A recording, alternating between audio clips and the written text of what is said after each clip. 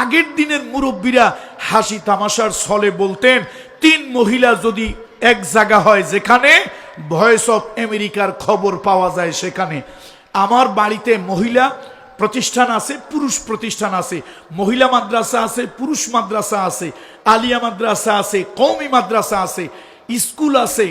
তো আমি বুঝি, আমি তো একজন টিচার, শুধু একজন পিসাব না, শুধু একজন বক্তা না, আমি 5টা প্রতিষ্ঠান সরাসরি চালাই। কামিল মাদ্রাসা, বড় কওমি মাদ্রাসা থেকে আমার বাস্তব জীবনের অভিজ্ঞতার আলোকে বলি, এক জায়গায় পুরুষ একত্রিত হলে তাদেরকে কন্ট্রোল করা সহজ, এক জায়গায় মহিলা একত্রিত হলে তাদেরকে কন্ট্রোল করা কঠিন। পুরুষদেরকে চুপ রাখা যায়, পুরুষদেরকে নিশ্চুপ রাখা যায়, কিন্তু মহিলাদেরকে নিশ্চুপ রাখা কঠিন কাজ। এটা একটা সাইকোলজিক্যাল ম্যাটার, এটা একটা মনস্তাত্ত্বিক ব্যাপার।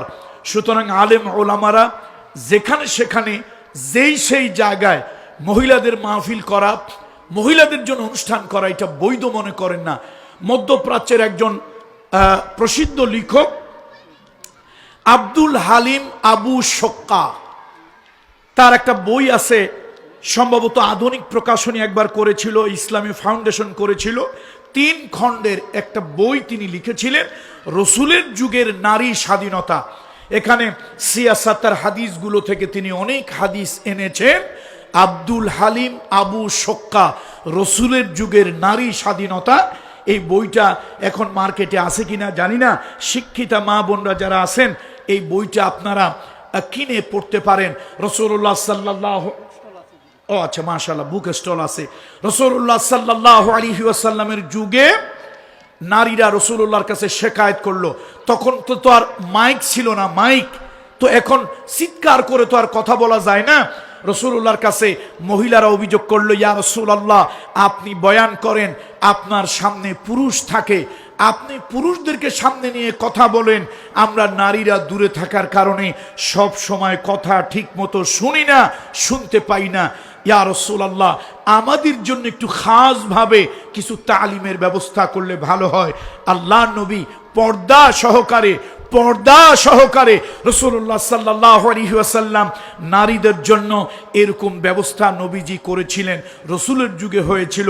আল্লাহ নবী বয়ান করেছেন, নারীদেরকে দিন শিক্ষা দিয়েছেন, তালিম দিয়েছেন, তবে সেটা অবশ্যই পর্দার মধ্যে এবং সুশৃঙ্খল নিয়মতান্ত্রিক ভাবে।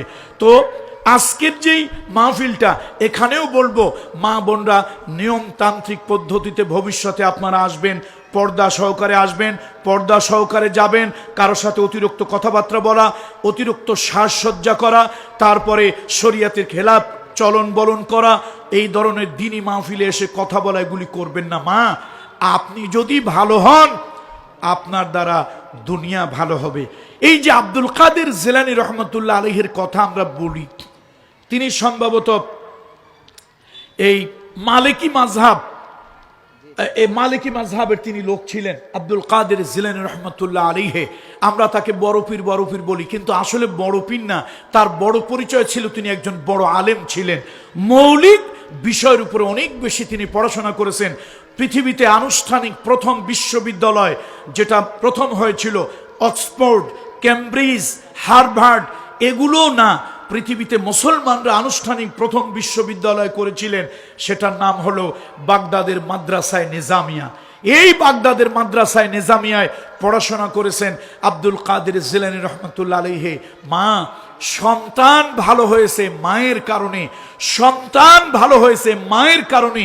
এই জন্য আল্লাহ তাআলা কোরআনুল কারীমের ভিতরে বলেছেন, নিসাউকুম হারসুল লাকুম, নিসাউকুম হারসুল লাকুম, তোমাদের মহিলারা, নারীরা হলো তোমাদের ক্ষেত।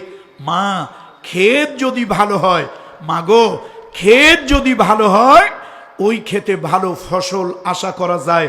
ক্ষেত যদি নষ্ট হয়ে যায়, কোনো ফসলই ওখানে ভালো হবে না। আজকে আমার মায়ের জাতি পরকীয়া প্রেমের সাথে যুক্ত, আজকে আমার মায়ের জাতি লজ্জাহীন, একটা পশুর লজ্জা আছে।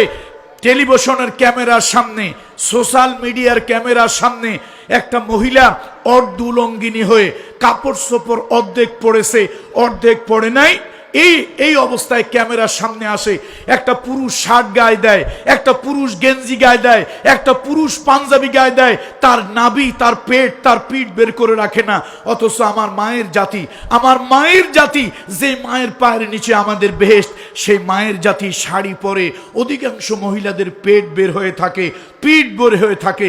আল্লাহ তাআলা কোরআন কারীমের ভিতরে বলেছেন, ওয়ালা তাবাররুজনা তাবাররুজাল জাহিলিয়াতিল উলা। হে নবী, নারীদেরকে বলেন তারা ঘর থেকে যেন বের না হয়, ঘর থেকে যখন বের হলে তারা যেন ঘরের পরিবেশ, পর্দা, হিজাব, এটার সাথে যেন বের হয়।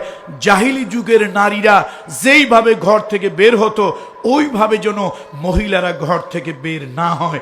আমার মা, আপনি রাস্তায় চলেন, মাগো, ও মা, রাস্তায় চলেন, আপনার কি একটু লজ্জা লাগে না মা? আপনার হাত বের হয়ে আছে, পিঠ বের হয়ে আছে, পেট বের হয়ে আছে, আপনার অঙ্গ প্রত্যঙ্গ দেখা যাচ্ছে। মাগো, দুনিয়াতে যা কিছু আকর্ষণীয়, সব থেকে বেশি আকর্ষণীয় হলো নারী। দুনিয়ায় যা কিছু আল্লাহ সুন্দর করে সৃষ্টি করেছেন, তার মধ্যে মানুষ হলো লাকাদ খালাকনাল ইনসানা ফি আহসানি তাকওয়িম। আমরা বলি ফুল সুন্দর, আমি বলি মিথ্যা কথা, মানুষ সুন্দর। আমরা বলি প্রজাপতির ডানা সুন্দর, আমি বলি মিথ্যা কথা, সব থেকে মানুষ সুন্দর। লোকেরা বলে ঝর্ণা সুন্দর, আমি বলি মিথ্যা কথা, সব থেকে মানুষ সুন্দর। আর এই মানুষের ভিতরে আমার মায়ের জাতি, আমার মেয়ের জাতি হলো সব থেকে বেশি সুন্দর, সব থেকে বেশি সুন্দর। মাগো, আল্লাহ তাআলা আপনার মধ্যে একটা সৌন্দর্য দিয়েছে, আল্লাহ তাআলা আপনার মধ্যে একটা সৌন্দর্য দিয়েছে, আপনার মধ্যে একটা আকর্ষণ দিয়েছে।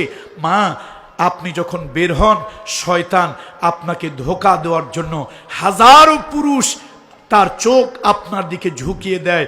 মাগো, কোন পুরুষ যদি আপনার সুন্দর আকর্ষণীয় চেহারা, আপনার রূপ যৌবনের দিকে তাকিয়ে খারাপ কোনো কল্পনা করে, ওই পুরুষটার চোখের জেনা হয়, চোখের গোনা হয়। মাগো, আজকের মাহফিলে এই নিয়াতটা করে ফেলুন। মাগো, সেই মাহফিলে এসে আপনি একটা নিয়াত করে ফেলেন। ইংরেজি একটা প্রবাদ বাক্য আছে, নাও or never, now or never, হয় এখনই, না হয় কখনই না। আপনি এখনই নিয়াত মনে মনে করে ফেলেন, আল্লাহ আল্লাহ, আমার বাকি জীবন শরিয়া মোতাবেক চালাবো, আমার বাকি জীবন সুন্নাহ মোতাবেক চালাবো, আমার বাকি জীবন কোরআন এবং হাদিসের আলোকে চালাবো। আল্লাহ, শয়তানের পথে আর আমাকে চালাবো না, গুনাহের পথে আর চালাবো না, বেপরদার পথে আর চালাবো না। আল্লাহ, আমি পরকীয়ার সাথে আর জড়িত হব না। আল্লাহ, আমি উশৃঙ্খলতার সাথে আর জড়িত হব না। আল্লাহ, আমি আমার ইজ্জত, আব্রু, চরিত্র, সতীত্ব আর আমি খেলাপ করব না, নষ্ট করব না। মাগো, এই নিয়াত করে ফেলেন। মা, মৃত্যু হচ্ছে মানুষের জীবনের ইউনিভার্সাল ট্রুথ, চিরন্তন সত্য।